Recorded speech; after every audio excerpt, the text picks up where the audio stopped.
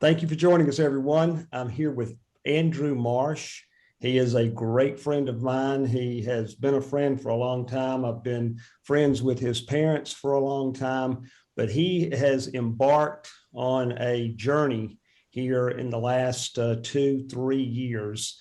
And I may get the time frames a little different, but he has got an amazing story to tell. I've been very impressed with him handling the things that he needs to he's having to handle, being forced into handling, and just want him to be able to share his story, and hopefully someone out there that is possibly going through something like this or about to can glean some information from this, and it can help them and improve their lives. So with that, I want to say, Andrew, welcome, and Thank thank you. you for being here today.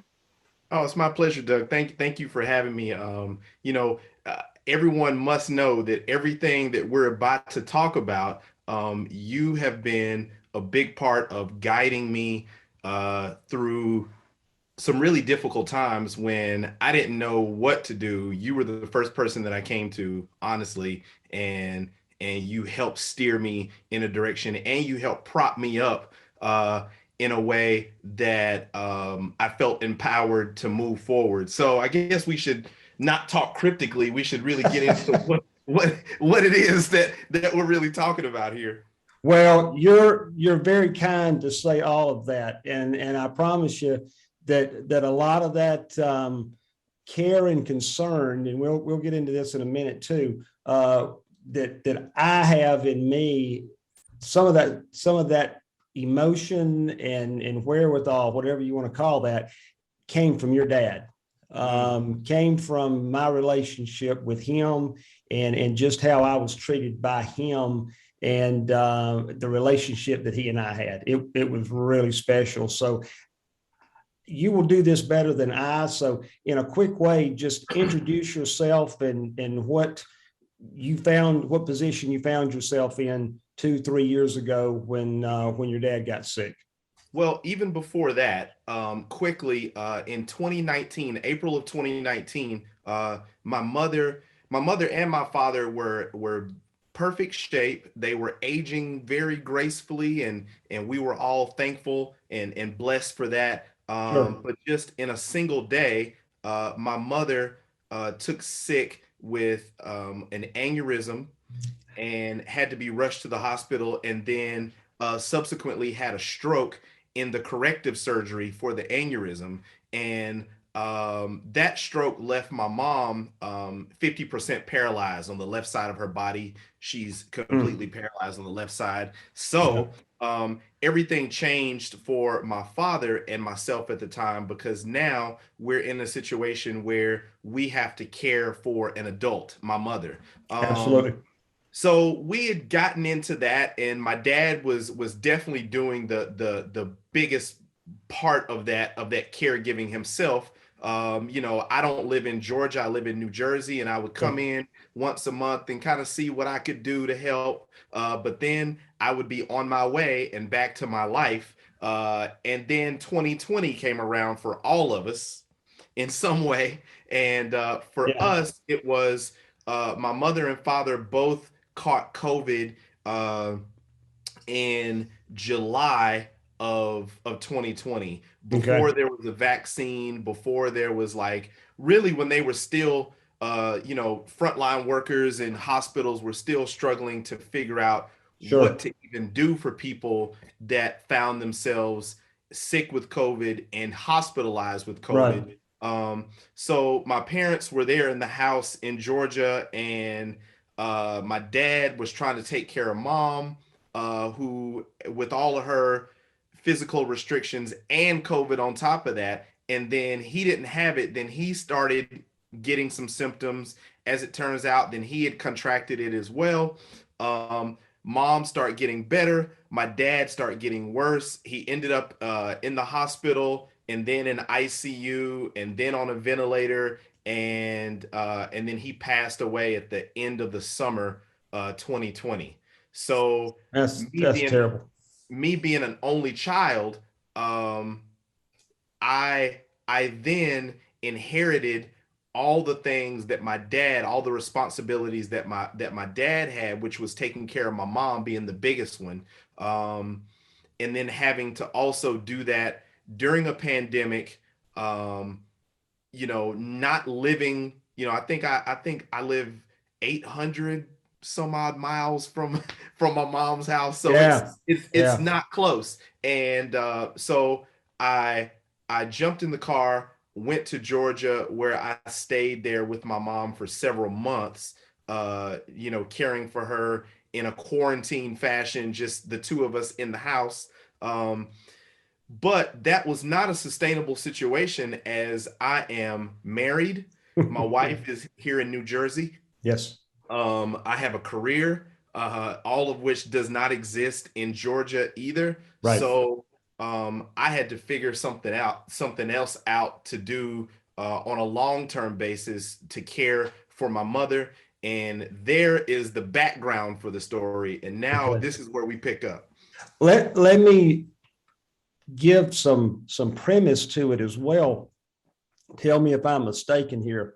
Prior to your mom having that aneurysm and stroke situation, they were in good health. They were Oh, retired. yeah. They were functioning in a normal form of life, and life was great. They were retired. Everything was happening in a good retired way for them prior to that happening with your mom, as I remember it being. So this thing kind of turned on a dime, so to speak, Yeah. and became really tragic really quickly out of the blue. Yes, that's very accurate. Okay. They were doing exactly what they wanted to do in life, and Sure. everything was falling into place the way they wanted it to. And you're right, it happened and turned on a dime really quick. I it's it still has my head spinning a bit when I sit down and it's quiet and I think about it and I'm with my own thoughts, just to like, Yeah, wow, I know. all just happened so quickly. Yeah, Um, their lives changed, um, my life changed, and really all the pieces around me, my wife, my daughter, we've all had to kind of like assume different responsibilities. sure. After all of that happened, and it kind of had to change, and it made me think also about myself, as I'm in my 40s and thinking about like, okay, um what does the future look like for me, Right. for my daughter, who is Yes. also an only child. Yes. um Yes. you know Um, let me ask this question because you brought up living 800 miles away. hmm Okay. You're a long distance caregiver. hmm Okay. What are some of the issues that you've had to face? Because I know there's some people out there that, today's world is pretty transient, and you've got kids moving off and having to move with jobs or just desiring to be in other areas of the country or the world. And so there's people out there facing some of the same things that you're having to deal with, and dealing with parents from a long ways away being looked after. What are some of the issues that you've had to face, and things, thoughts, emotions that go on trying to deal with that from such a long distance away? Well, one, and it goes without saying, the number one issue is the distance. Yeah. Uh, Yeah. there's been a couple times that I've been in New Jersey, and my mother got sick and I needed to get there in a hurry. There Yeah. is no getting there in a hurry. Yeah. Um, Yeah. Yeah.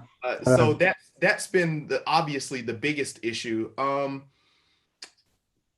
Other than that, and I've found myself in a very, very fortunate situation throughout all the unfortunate things that have swirled around me, Sure. by being able to find some awesome caregivers that are there with my mom in my absence. Of course, from the time this happened until now, everything has been on the table at some Right. point. Like, Yeah. moving her to New Jersey here with me, Yes.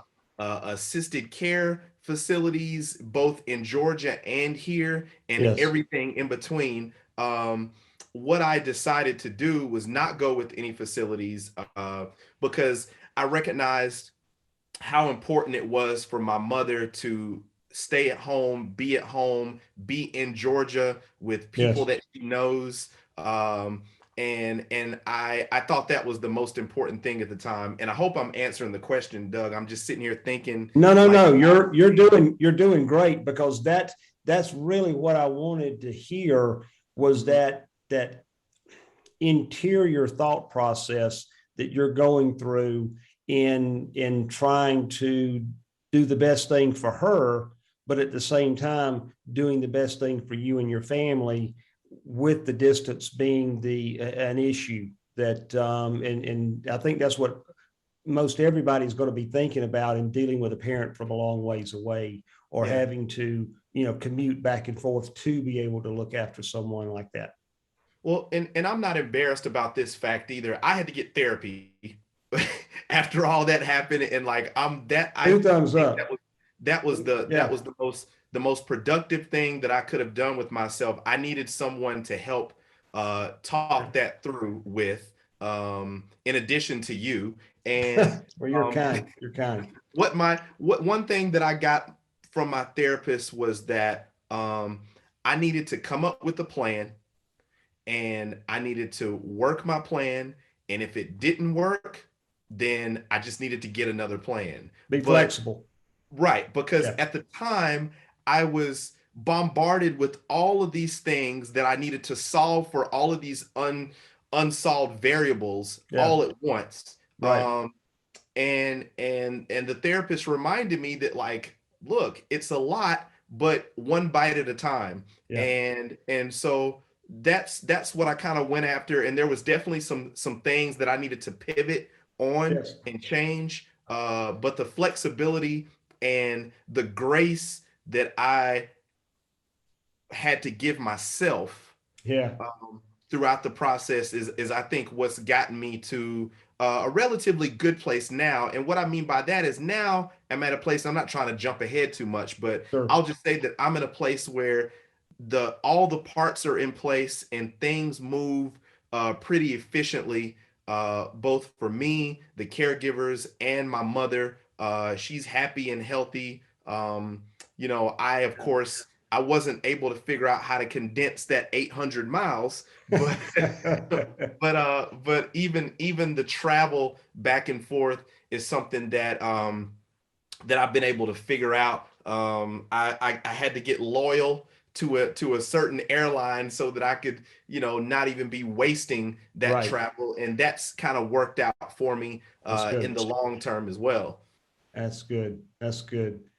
Um, Let me ask you this. Mhm. You've gone through many transitions and changes during this process. Going from and I know what kind of relationship you had with your parents before all of this happened, being friends with you guys for a long time. Um, Going from a son mother relationship, or a mother son relationship, to a mother son caregiver, kind of having to take the reins, so to speak, and running the home and running her life to a degree, and helping her with things. What kind of thought processes, or what kind of changes had to go on with you or within you to kind of take over that? And I know with a mother son relationship is special, but how did that change when all of this occurred? I had a great, I have an advantage here.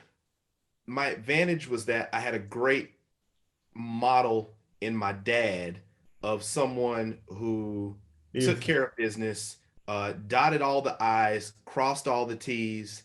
And so now, as big of those are some big shoes to fill, but I got in the shoes and I start just clunking around. Yeah, yeah, I yes, start clunking around in these shoes, and then I'm like, oh, okay, I see. All I did was tried to kind of replicate what he was doing, Of course, I had to figure out how to do certain things in my own way. Sure. Um, Sure. but that was my advantage. I don't know what I personally would have done had I not had that example in front of me. Yeah. It definitely would have been a lot more trial and error, probably mostly error, that I had to do in order to figure out what I had to do. But as far as the dynamic in the relationship between my mom and I, that's been tough because with my mom being in a position where she requires so much, Yeah. mentally she's fine, right? Sure. So luckily that's not anything that I have to deal with. But I still feel like I almost have been transitioned into like a parenting role for my parent. Yeah. Um, Yeah. that's weird. Do Um, you go back and forth from child to parenting role to child role, back and forth, or have you kind of gotten into that parenting role and you're always there when you're around her, or does it go back and forth a little bit in your mind from an emotional standpoint? for me, for me, and this is I find this a bit unfortunate, but for me, I feel like these days I'm always in the parenting role. Yeah. Um, Yeah. of course, my mom still uh, likes to tell me what to do and suggest things that I should do or shouldn't Yeah. do. Yeah. She doesn't like for me to travel back and forth to her, but I'm like, Yeah. that's the only way this is Yeah, don't this is don't gonna have a happen. choice. Don't have a Yeah, choice. yeah. Yeah. But like I've just had to assume so much responsibility for her. I understand. Even from afar, calling her multiple times daily just to check in and see how she's doing, see if Sure. she needs anything. Um, as I'm sitting here, I saw my phone light up next to me, and it was a notification that the groceries were just delivered to her house. Yeah. And something that I'm very thankful for, and I hope I'm not getting into another question here, but You something I'm you very actually you actually are, but that's okay because we were going in this direction. So you just keep talking like you're okay. talking. You're fine. Man, technology. Yeah. Technology is something that like I don't know. Well, first of all, let me say this. All right. From the time I was about 10 years old, I witnessed my father's mother um, start to develop early symptoms of Alzheimer's. Okay. Alzheimer's, and by the time I was in middle school, it had gotten to the point where she needed to live with us. Yeah. So at 14, I came home from school every day and relieved a caregiver Wow. where I would then take care of my grandmother until my parents got home. And Yeah. so I saw that whole thing from 10 years old until she passed when I was 23. Wow. Um, and then I also witnessed my mother, who I care for now, um, care for and hire caregivers for her aging parents. Sure. And my mom was the administrator of like all the business for them.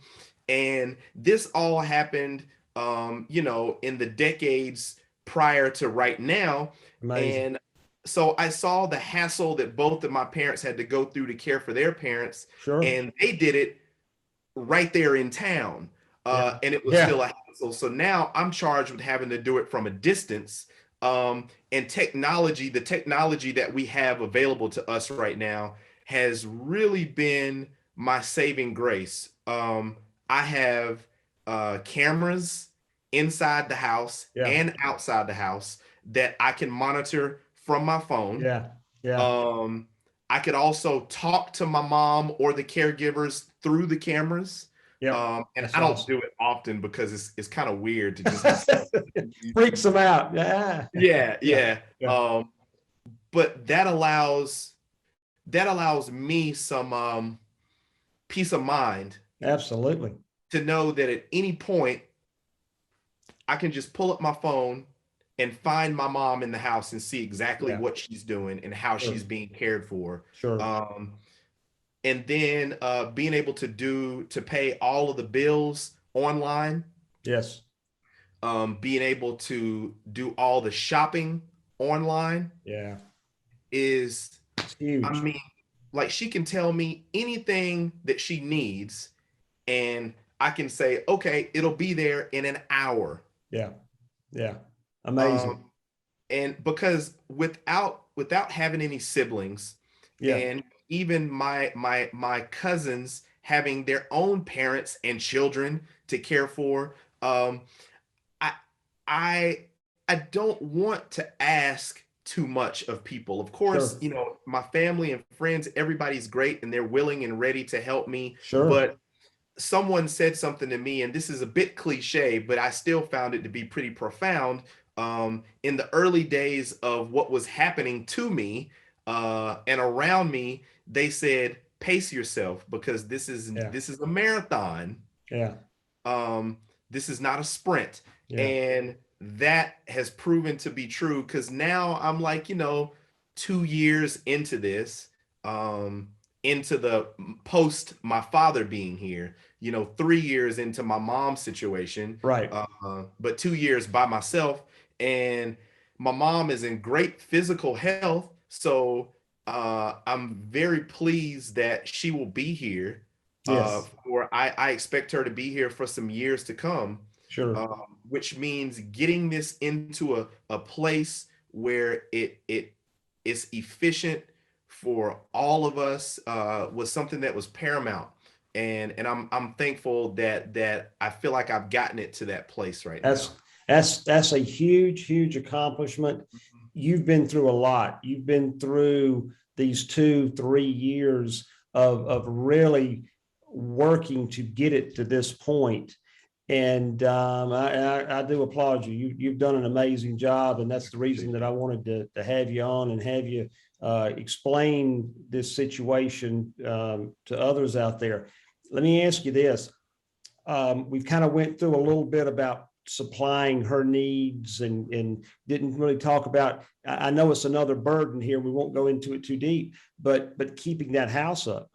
There's her facilities that you Yeah. have to look after. You've got your own home and New Jersey to look after. That home is has got to be looked after and taken care of. So I know that's an issue, and you can talk to that too.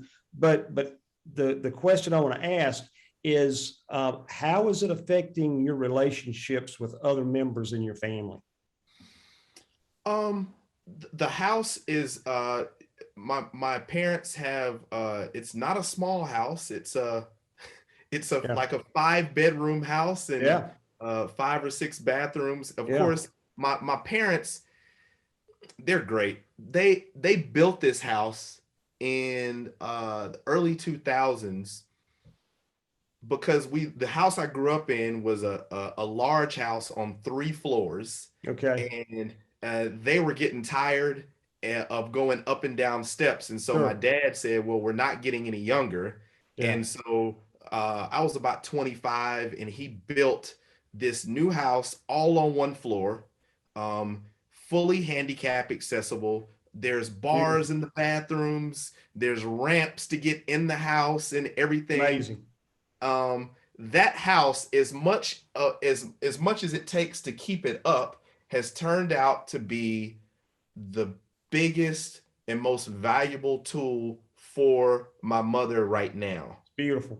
That's beautiful. And Yeah, that's the other reason why I kept her at home, because I'm like, man, they have established yeah, their own assisted living home yeah, yeah. right there. And so as far as the care is concerned, my dad taught me how to take care of a house growing up. I didn't realize what he was doing, but he was priming me You to thought he have was my making own. you work. Yeah, he was priming me to have my own home. And Amazing. I've had 3 or 4 homes of my own at this point, and I keep it up meticulously. I switch, I do everything from switching filters in the air intakes on the season to having my HVAC unit serviced at the turn of the from heat to air conditioning and back to heat, because once again, that's just what my dad did. Sure. So yes, now I it's not a huge deal for me because I have the know-how. It's just a matter of executing, having it Sure. done. Sure. Once again, I lean on technology. Yeah. Uh, for Yeah. that, I found like I have, let's see, I have an exterminator, I have a lawn service, I have someone that comes to clean the house bi-weekly. I even have a hairdresser that comes to the house to do my mom's hair bi-weekly. Perfect. Yeah. Um, and I'm able to pay all of those people and keep that transaction going, and I Yeah. do that all via my phone.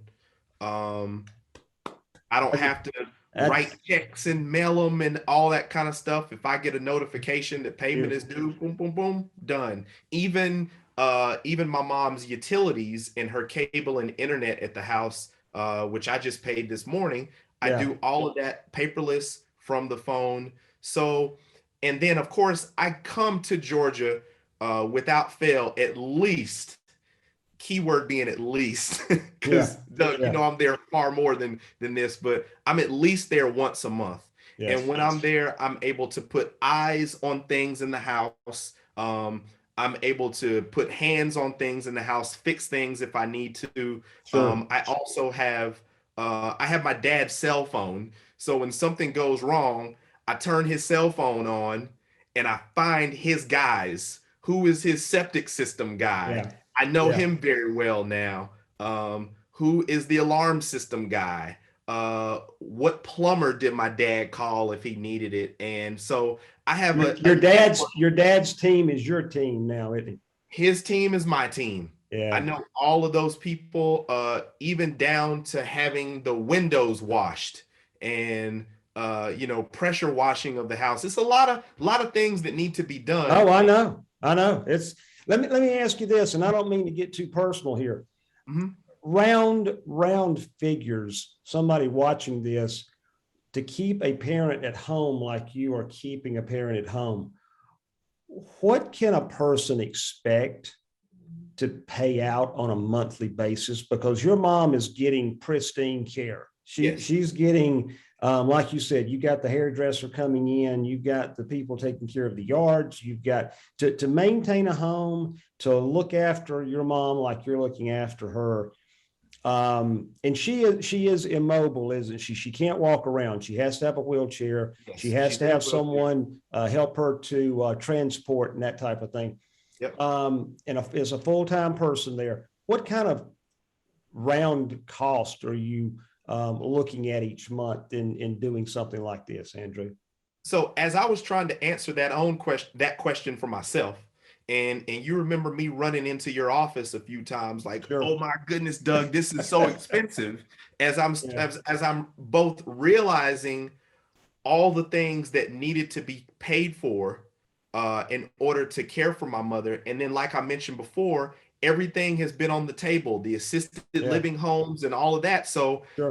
when I say it was on the table, like I was having conversations with intake and management at different assisted living facilities, both in Georgia and in New Jersey, Mm-hmm. to really understand both what that looked like for my mom from a day-to-day care Yes. standpoint, and Yep. what that looked like for her uh and us financially.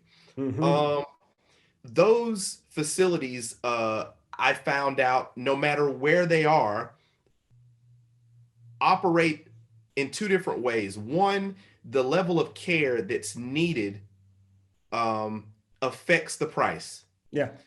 Yeah. And then I was a bit shocked to find out that they're pretty much the same price in Georgia as they are in the Northeast. Yeah. I Yeah. think that that's probably a strategic thing on their Interesting. part. Interesting. Yeah. Um, and so to for my mom to receive care at an assisted living home, that was going to be about $10,000 a month Okay. for the level of care that she needed. Okay. And that's pretty much around the clock. My mom needs assistance. Well, she needs someone to do all the toileting, showering, dressing, all Yes. of the things, feeding. Yeah. So Yeah. that's top tier care at the facilities. Yes. So I'm like, whoa, that took me back. Absolutely. So then I start thinking like, okay, how much would it cost to do this at home? And the way it's turned out, it's about the same, Doug. Is it really? Is it really? Yep.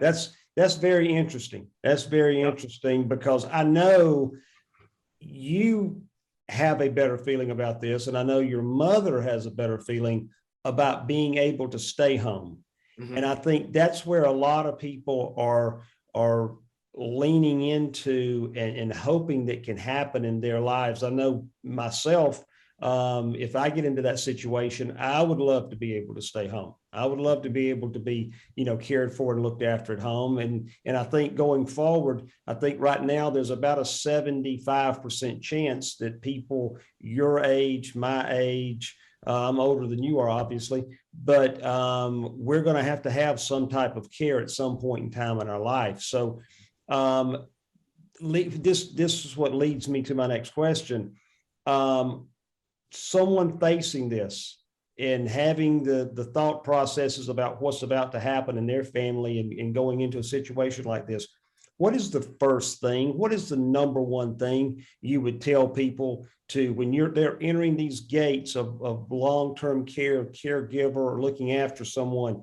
What's the first thing that you think they should do, or how they should approach this thing from a just the initial standpoint?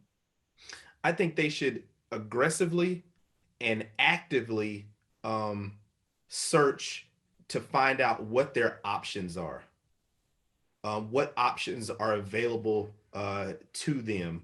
I Options went such as, give me examples of Okay, options. such as, okay, the assisted living home is one facility, or is the person you're caring for, are you need to know, are they assisted living facility kind of like care, or are they more an extended, or what we would call a nursing home? Right. um, are they at that level of needing care? Also, um, what things are available to them in the area. Up here in the New Jersey, New York area, there's a commercial that comes on the radio daily that I hear about, like a Medicare kind of thing that exists in the state of New York, where you as a family member could get paid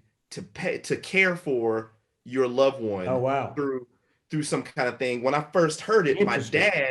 my dad was caring for my mom, and I called him in the car and I'm like, "Dad, did you know about this?" Well, he checked it out. It doesn't exist in Georgia. Okay. Okay. And But it if would be you're helpful. You need to check into that, whatever state you live in. If you're not in Georgia, no, it's not going to be there for you. But if you're in another state, definitely look into that and see. That's very good information there. I had to ask if my parents had what's called an extended care plan, if they had ever bought one of those policies for extended care. Right. Unfortunately, my dad had knew about them. He thought about it. He looked into it. It was a bit more expensive Yes, than he wanted to pay at that time, because at the time when he was looking into it, him and my mom were both perfect. they were. So, Yeah. and he didn't do the wrong thing. He took the gamble that, like, well, no, I'm not going to fork out that bread, and we'll be okay. Um, Well. but that's something that, like, you would want to see if that potentially was something that was in place. Um, Mhm. I got on the internet and I contacted agencies, which there's a lot of them Sure. Sure. everywhere. I had representatives from a handful of agencies come and talk to me and kind of interview with me and tell me about what they could offer my mother, Right. um, in the way of, like, they have caregivers that they send out, Hmm. and you pay the agency pays the caregivers, and they take care of everything that needs to happen. Right.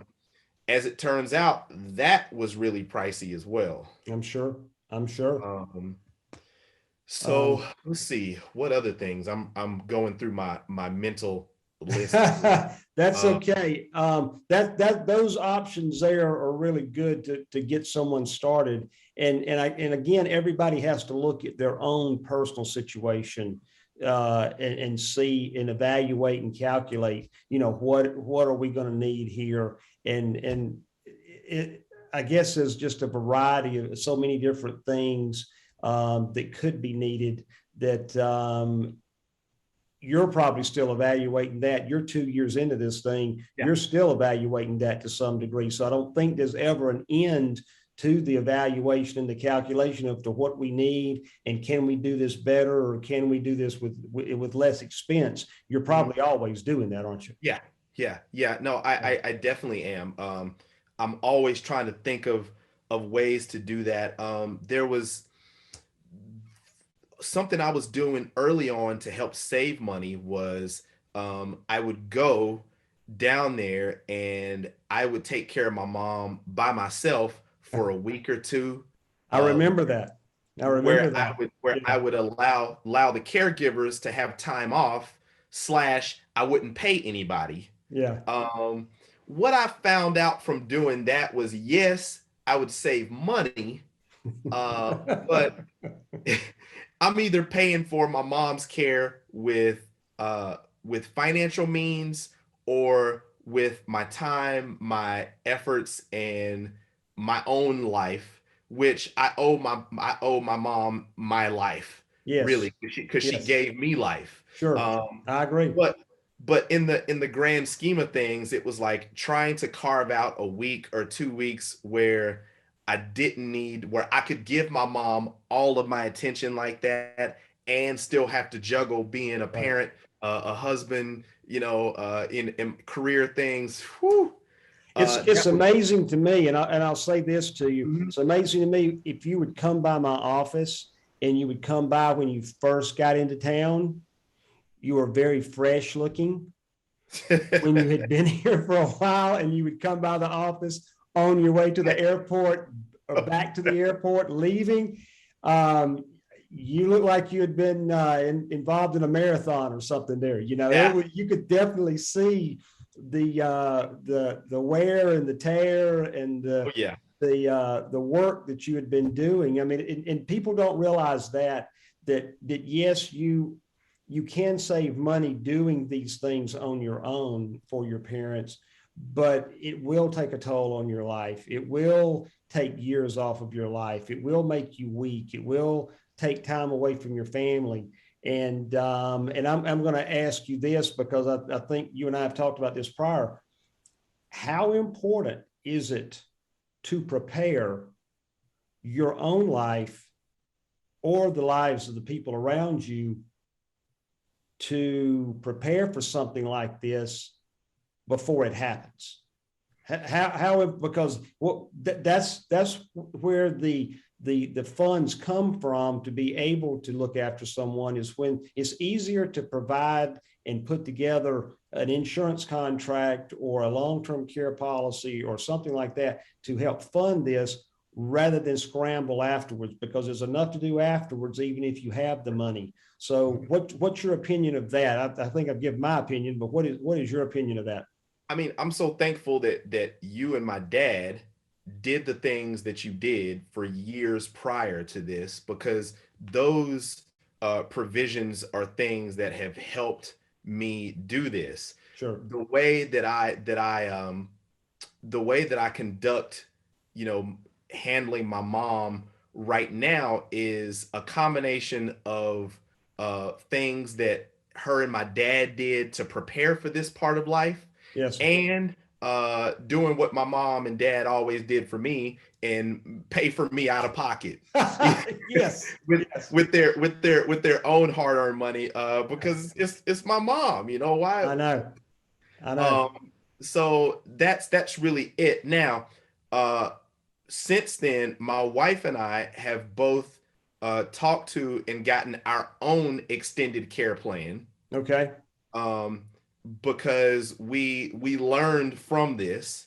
I've been on the phone with you a few times over the last 2 weeks about even getting an additional life insurance for myself, on Right. me rather, Sure. for my wife and my daughter, Yes. just because we all have we all are dealing with this guarantee that every single passing moment we're aging, Yes. and some of us will age more gracefully than others. Yep. um, and then of course, some of us will inevitably deal with something that's life altering, like my mom did with that day that Yes. she got a headache and turned Yes. out to be the worst thing we could imagine. Yes. um, um, so I guess just everything matters. Everything Yeah. matters. Yeah. With What is your wealth management acronym stands for what again? Work, education, authenticity, liberty, time, and health. Yes. And I was going to wait till the end to do this, but we can go right into that. Of those letters that represent those words there for wealth, what stands out to you as the most significant part of that to you, as far as how your life is concerned, Andrew? I had already thought about that, and they all are such great things to try to implement in our everyday lives. Yeah, But I have to go with health. I, This is a I bit appreciate cliche. that. I appreciate, because if you don't have it, nothing else really matters, does it? Doesn't matter. I know. And it's, everybody's heard the cliche expression, health is wealth. Yeah. So, it Never. I hadn't thought of that, but you're exactly right. in order to try to implement any of those other things, you need to have the health and the life in order to be able to do that. Yes. Um, Yes. and I think, to me, that would be the most important thing. My parents both have lived very healthy lifestyles. Yeah. Yeah. Um, Neither one of them have ever been smokers. They've never even been drinkers, not even socially. They Right. just weren't into it. Sure. Sure. My dad had some health things that kind of happened along the way that he took very seriously, and he Yep. managed those things great. He And did. then I and then remember this that. this thing snuck up on all of us, this COVID Yeah. thing. I know. It's, Um, let me ask you this. Let mhm. me bring this up. What would you do differently in this trek that you've been on? Is there any one thing or one or two things that you would do differently than how you did it in this exercise that you've gone through here?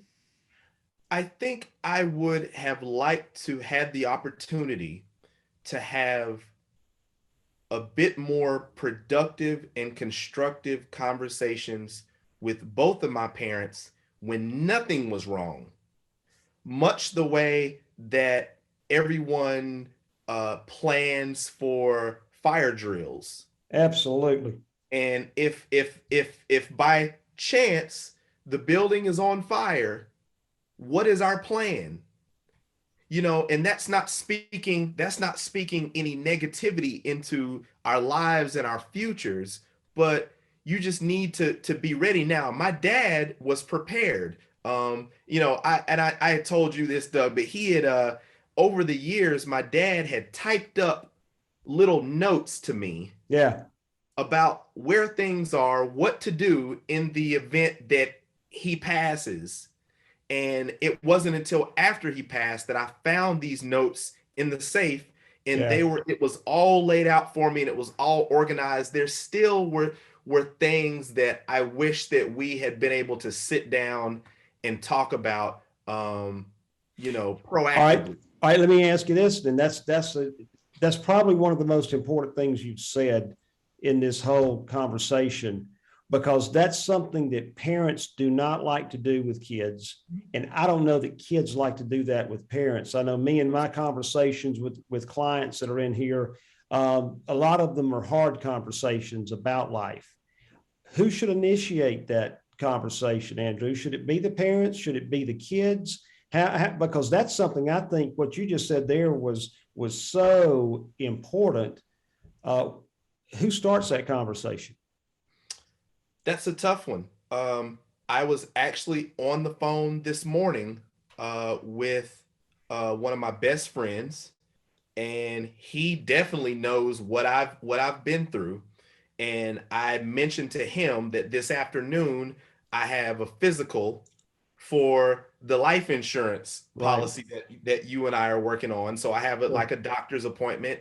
And then that led to him and I talking about the difficulty that he's having with his own family. And he has two sisters in addition to himself. So three kids, Right. their parents who are still in perfect health, but struggling to get to a point where he could broker a sit down conversation with them about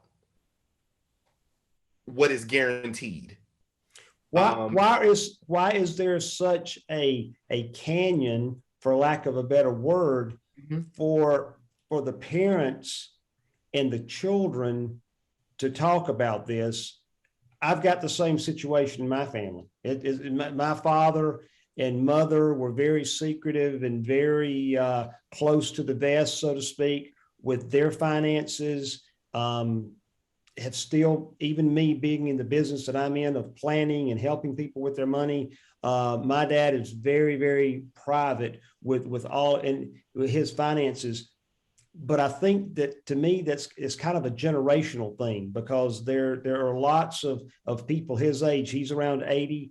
A lot of people that are his age, even some younger, some older, do not, for the majority of people, do not like to disclose that information to the children for whatever reasons. Maybe it's a fear factor there. I don't know, but I think that's something that really needs to happen. And I think when you brought that up, that was again, that was probably one of the most important things we've talked about in this whole conversation. I don't. I could only guess what people think or don't think. Yep. Um, but if I had to guess, I would think that it's a combination of maybe an insecurity that exists Yeah. about what we have done in life financially or didn't do Yeah. in life Yeah. financially. Yep. Um, I've in my own family with my grandparents, they kept the cards real close to them, Yeah. Yeah. um, simply because they were of an age group that they lived through the depression, Yep. and I and agree. so I think that changed people of that age group, and they kept everything really close, Yeah. and because they came through a lot and they worked extremely hard for what they had, Yes. um and they were a little overly attached to what they had, Well, and and I'll throw something in there too. Mhm. They went through a period of time where there wasn't a lot of legislation and rules and guidelines that banks and government and other institutions had to adhere to. And there was a lot of confiscation and taking over and taking away from property, homes, bank accounts, different things like that that were taken away back in those 20s, 30s, 40s, time period. There was a lot of things taken away from people because they couldn't pay for it, or they lost their jobs, or they were unable to work for whatever reason because of the economy or what have you. So there was a lot of fear built up about get what you have and protect it and keep it private and don't let anybody know about it. And I Right. think that's just transcended over the generation, so to speak. Yeah, I think that you're spot on there. And that's kind of what I think. And I mean, Doug, we can't discount or diminish how just uncomfortable this can be to talk Ooh, about. absolutely. No Um, doubt. No you doubt. know, we even though we all are smart enough to understand mortality, and we Really. all have encountered and see in front of us every day people of every age group, um, but it's very clear that age is something that we can't escape. No, um, no. and I think it's just uncomfortable. But I think even with my situation has made me realize that as uncomfortable as it is, I don't want the people that survive me, or the people like my daughter who will maybe be tasked to take care of me one day. Right. um, I don't want that to be a huge burden for her. Absolutely. And Absolutely. so that makes the uncomfortable conversation seem a lot more necessary than Yeah. something that we can sweep under the rug and kind of like hope for the best and hope. No, we have to have these conversations. We just Yeah. have to. I think so too. I think this maybe will encourage some people to do that because it needs to happen. I know we're going a little bit long here, and I know you're busy. I don't want to keep you much longer, but one more question for you. Mhm. Give me a positive. Give me something that you have learned, that you have grown from, that you see as a productive, positive aspect of going through this process. And maybe we just talked about it. I don't know. That you've seen that has improved your life and improved your person and who you are. My, my wife and I are Formula One racing fans, Okay. and Okay. and I we didn't went. know that about you. I didn't Yeah, know we that. wake up. We'll wake up in the middle of the night to watch a race on the other side of the planet. That's Um, awesome. That's and awesome. one thing that I love about Formula One racing is all of these teams are always in search of being a high efficiency team. Sure. How they can change a tire in 2 seconds, four tires and gas in 2 seconds, Yeah.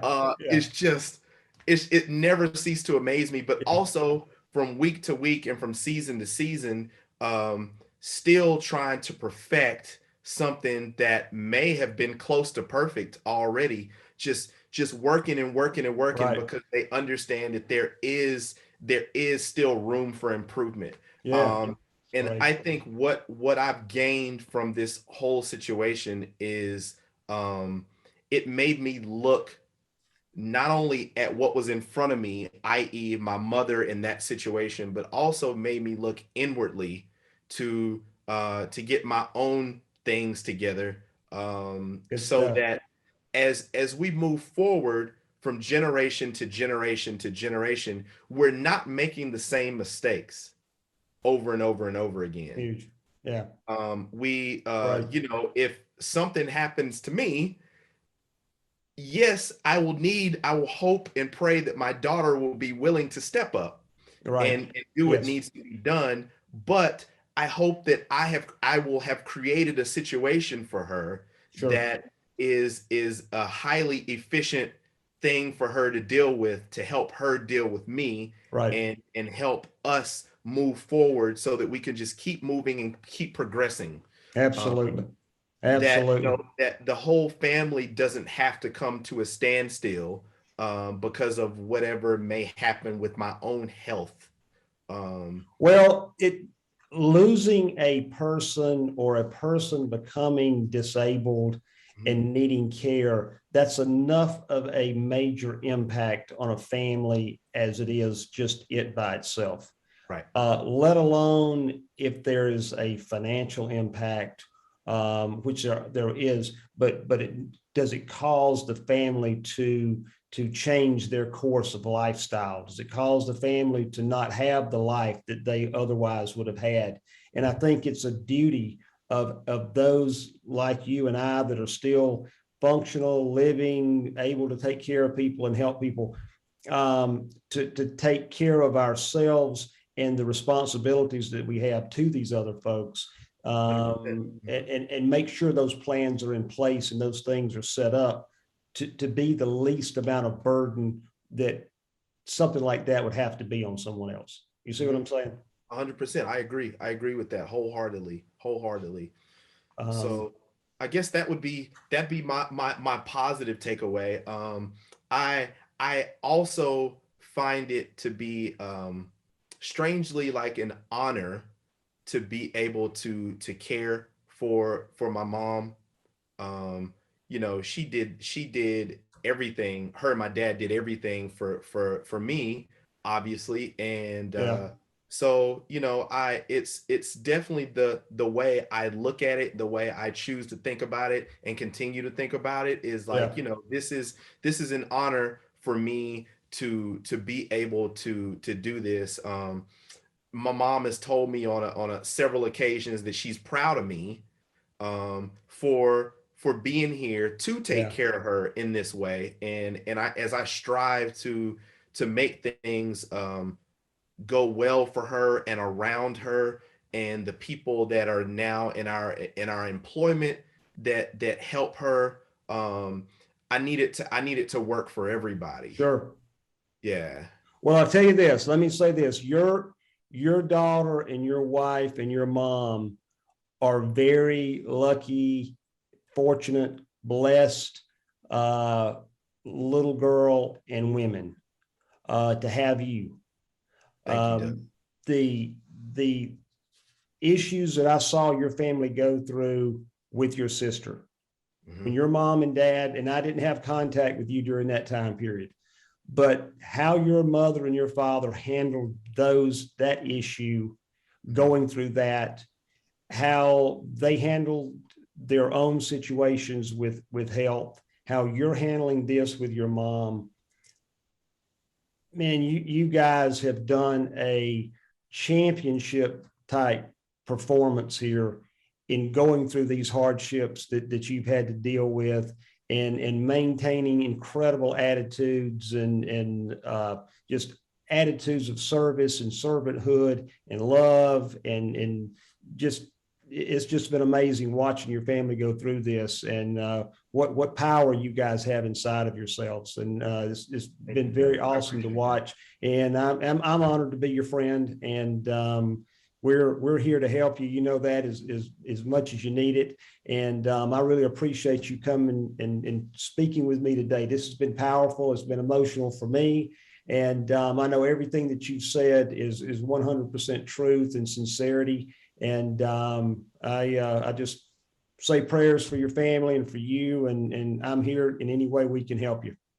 Thank you so much, Doug. That means so much, and I really appreciate it. And it's an honor being here, being able to talk to you today, Thank uh, you. especially on this end of it. Yeah, yes, You know, absolutely. I'm glad we can Absolutely. I'm glad we can talk about the successes that we've had throughout this struggle Yes, now. And it's really positive for me to be able to talk about it, because this isn't something that I openly talk to about people. I just pretty much keep my head down I and keep understand. trying to move and shake and do things for my mom and make sure things are all taken care of. But Well, you're focusing on the deeds at hand, and that's so important because so many people look out and try to focus on result. But when you do that, you kind of get lost in the weeds there. But you're focusing on the deeds at hand and doing an amazing job at it. And I just really thank you for the time, and honored to call you a friend. And when you get back in town, come see me. definitely, I definitely And will. you let me know if we can help in any way. And thank you again. Have a great day, Andrew. Same to you, Doug. All right, man.